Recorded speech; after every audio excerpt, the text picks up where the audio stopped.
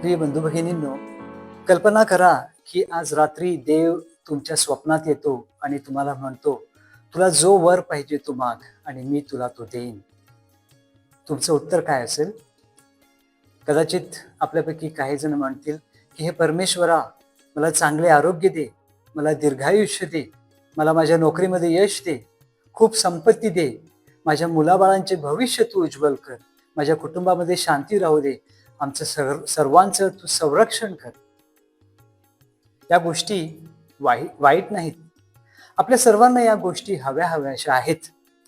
परंतु आजच्या पहिल्या वाचनामध्ये देव शलमोन राजाला सुद्धा स्वप्नामध्ये दर्शन देऊन सांगतो की तुला जे काही पाहिजे ते तू माग आणि मी ते तुला देईन. आणि त्यावेळेला शलमोन राजा मात्र एक वेगळेच आणि आपल्याला आश्चर्यचकित करणारे असे उत्तर देतो. शलमोन राजा देवाला म्हणतो की हे देवा, मला सुज्ञ आणि समजूतदार हृदय दे. शलमोन राजाने सत्ता किंवा वैभव मागितले नाही, त्याने सैन्यबळ मागितले नाही, हिरे रत्नांनी भरलेला खजिना मागितला नाही, त्याने आपल्या शत्रूवर विजय मागितला नाही, तर देवाच्या प्रजेची न्यायाने सेवा करण्याची बुद्धी त्याने परमेश्वराकडे मागितली.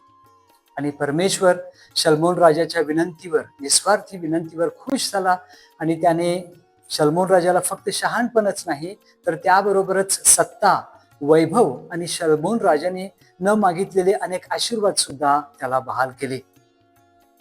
आजच्या शुभवर्तमानामध्ये प्रभू येशू ख्रिस्त ठेवा, मोती आणि जाळे यांचा दृष्टांत आपल्याला सांगत आहे. एका मनुष्याला एका शेतामध्ये लपवलेला एक मोठा ठेवा मिळाला, मौल्यवान ठेवा सापडला. आणि दुसरीकडे एका व्यापाऱ्याला एक अतिशय मौल्यवान असा मोती सापडला. आणि त्या दोघांनी आपल्या आनंदामध्ये जाऊन आपल्याकडे होते नव्हते ते सर्व काही विकलं, आपलं सर्वस्व विकून टाकलं आणि ते शेत आणि तो मोती विकत घेतला. प्रभू येशू आपल्याला म्हणतो की जेव्हा आपल्याला आपल्या जीवनामध्ये सर्वात महत्वाचा, सर्वात मौल्यवान, अमूल्य असा खजिना सापडतो, तेव्हा आपल्याला इतर गोष्टी मात्र क्षुल्लक, दुय्यम आणि मूल्यहीन वाटू लागतात. परंतु प्रभू येशू ख्रिस्त ज्या मौल्यवान खजिन्याबद्दल बोलत आहे, तो मौल्यवान खजिना हा पैशाचा नाही, संपत्तीचा नाही, सुख सोयींचा नाही, तर तो खजिना आहे देवराज्याचा, देवाच्या सानिध्यामध्ये, देवाच्या जवळ जगलेल्या जीवनाचा. आपला समाज आपल्यासाठी काय महत्वाचं, काय मूल्यवान, काय अमूल्य आहे याबद्दल आपल्याला दररोज सांगत असतो. उदाहरणार्थ, सोशल मीडिया आपल्याला सांगते की तुम्ही जास्तीत जास्त फॉलोअर्स कमवा, त्यामुळे तुम्ही प्रसिद्ध व्हाल. जग आपल्याला सांगते की जास्तीत जास्त पैसा कमवा, त्यामुळे तुमच्या जीवनामध्ये आनंद येईल. मोठं घर बांधा, मोठी गाडी घ्या, आलिशान बंगला घ्या, जागा जमीन घ्या, प्रॉपर्टी करा, जीवनामध्ये नाव कमवा, प्रतिष्ठा मिळवा. आणि आपण सुद्धा जगाच्या या आमंत्रणाला बोलत जातो आणि ऐहिक सुखाच्या, ऐहिक गोष्टींच्या मागे धावत असतो. परंतु या सर्वांमध्ये आपण स्वतःला एक प्रश्न विचारला पाहिजे की आपल्याकडे आज पूर्वीपेक्षा अधिक सोयी सुविधा आहेत, तरी सुद्धा आज जगामध्ये पूर्वीपेक्षा अधिक अस्वस्थता काय आहे? आपल्या जगामध्ये पूर्वीपेक्षा अधिक संपर्काची, दळणवळणाची साधने आहेत, तरी सुद्धा आज आपल्या समाजामध्ये, आपल्या जगामध्ये, आपल्या जीवनामध्ये, आपल्या कुटुंबांमध्ये पूर्वीपेक्षा अधिक एकाकीपणा, एकटेपणा का आहे? आज घरोघरी पूर्वीपेक्षा जास्त पैसा आहे आणि तरी सुद्धा आज घरोघरी कमी सुख का आहे, कमी समाधान का आहे? त्याला उत्तर एकच, कारण की आपण या जागतिक गोष्टींच्या मागे लागलो, ऐहिक सुखाच्या मागे लागलो, परंतु खरा खजिना शोधायचं मात्र आपण विसरलो. आणि म्हणूनच प्रभू येशू ख्रिस्त आज जणू काही आपल्याला सांगत आहे की everything that glitters is not gold, म्हणजेच जे चकाकते ते सर्वच काही सोनं नसते आणि प्रत्येक महागडी वस्तू ही अमूल्य नसते. पहिल्या वाचनामध्ये शलमोन राजाने प्रथम शहाणपणाची निवड केली आणि शुभवर्तमानामध्ये त्या दोन मनुष्यांनी सर्वात अमूल्य खजिन्याची आणि सर्वात अमूल्य त्या मोत्याची निवड केली. पहिलं वाचन आणि शुभवर्तमान आपल्याला हेच सांगत आहे की आपलं जीवन हे आपण जीवनात काय मिळवतो आणि किती मिळवतो यावरून निश्चित होत नाही, तर आपले जीवन आपण जीवनामध्ये काय निवडतो यावरून निश्चित होते. Life is a matter of choices.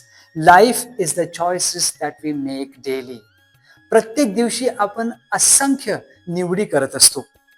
उदाहरणार्थ मोबाईलवर तासनतास वेळ घालवायचा की आपल्या कुटुंबासाठी क्षण द्यायचा, मनात राग ठेवायचा की क्षमा करायची, स्वतःच्या इच्छेप्रमाणे जीवन जगायचं की देवाच्या इच्छेसाठी जगायचं, इतरांची वाहवा मिळवण्यासाठी या जगामध्ये जीवन जगायचं की परमेश्वराला प्रसन्न करण्यासाठी या जगामध्ये जीवन जगायचं. थोडक्यात आपल्या सर्व निवडी आपलं आयुष्य घडवत असतात. शुभवर्तमान आपल्याला सांगते की त्या दोन मनुष्यांना मौल्यवान खजिना आणि मोती सापडल्यानंतर त्या दोन्ही मनुष्याने जाऊन आनंदाने आपलं सर्वस्व विकून टाकलं. आपल्याकडे होतं नव्हतं ते सर्व विकून टाकलं आनंदाने, दुःखाने नाही, स्वतःच्या इच्छेविरुद्ध नाही, तर आनंदाने. कारण त्यांना माहिती होतं की ते जे गमावत आहेत ते त्यांना जे मिळणार आहे त्याच्या तुलनेमध्ये काहीच नव्हतं. त्यांना जे मिळणार होते ते त्यांनी जे गमावणार होते त्याच्या तुलनेत भरपूर मौल्यवान आणि मोठं होतं. अनेकांना वाटत असते की आपलं ख्रिस्ती जीवन म्हणजे फक्त त्यागाचं जीवन आहे, सर्व काही सोडून देण्याचं जीवन आहे. परंतु ख्रिस्ती जीवन जगणे म्हणजे फक्त त्याग नाही, तर ख्रिस्ती जीवन जगणे म्हणजे असा खजिना जीवनात शोधणे की ज्यासाठी कोणताही त्याग मोठा वाटत नाही. ख्रिस्ती शिष्यत्व आपल्या जीवनात स्वीकारणे म्हणजे ज्या गोष्टीसाठी सर्व त्याग आणि सर्व बलिदान सार्थ वाटेल अशा अमूल्य मौल्यवान अशा खजिन्याचा आपल्या जीवनामध्ये शोध घेणे. आणि असिस्टिकर संत फ्रान्सिस आमचा संस्थापक ह्याने हे आपल्या जीवनातून लोकांना जगाला दाखवून दिले आहे. देवाचा आवाज ऐकल्यानंतर त्यांनी आपली वडिलोपार्जित संपत्ती, ऐश्वर्य, प्रतिष्ठा सर्व काही सोडून दिले. परंतु त्याला दुःख झाले नाही, कारण त्याला ख्रिस्त सापडलेला होता. सर्वात मौल्यवान असा खजिना त्याला सापडलेला होता. लोकांना वाटले की फ्रान्सिस वेडा आहे, कारण त्यांनी आपलं सर्व काही आपल्या स्वतःच्या हातून गमावलेलं आहे. परंतु फ्रान्सिसला मात्र माहिती होतं की त्याला ख्रिस्त सापडलेला आहे आणि ख्रिस्तामध्ये आता त्याला सर्व काही मिळालेलं आहे.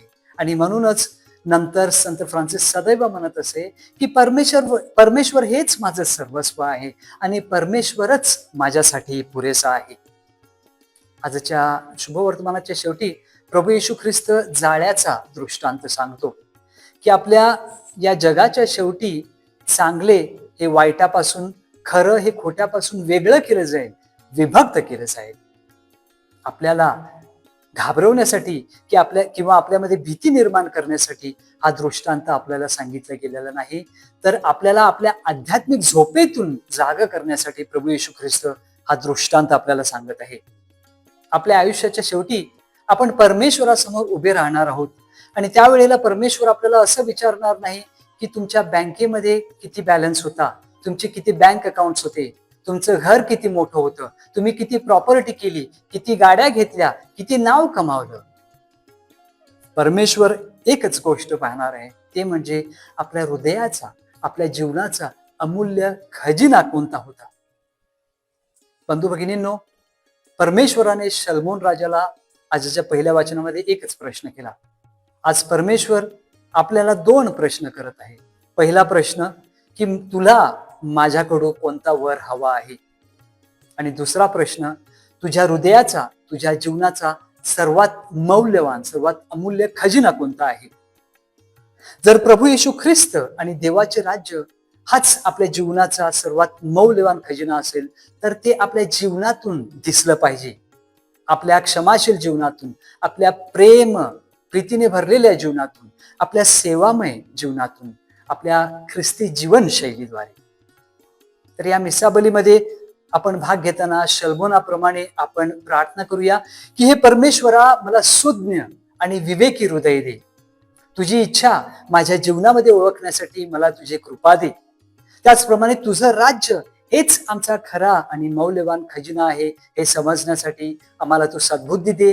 आणि ज्या गोष्टी आम्हाला तुझ्यापासून आणि तुझ्या राज्यापासून दूर नेतात आणि दूर ठेवतात, अशा गोष्टी सोडून देण्यासाठी आणि अशा गोष्टींपासून दूर जाण्यासाठी आम्हाला तुझी कृपा दे. आमेन.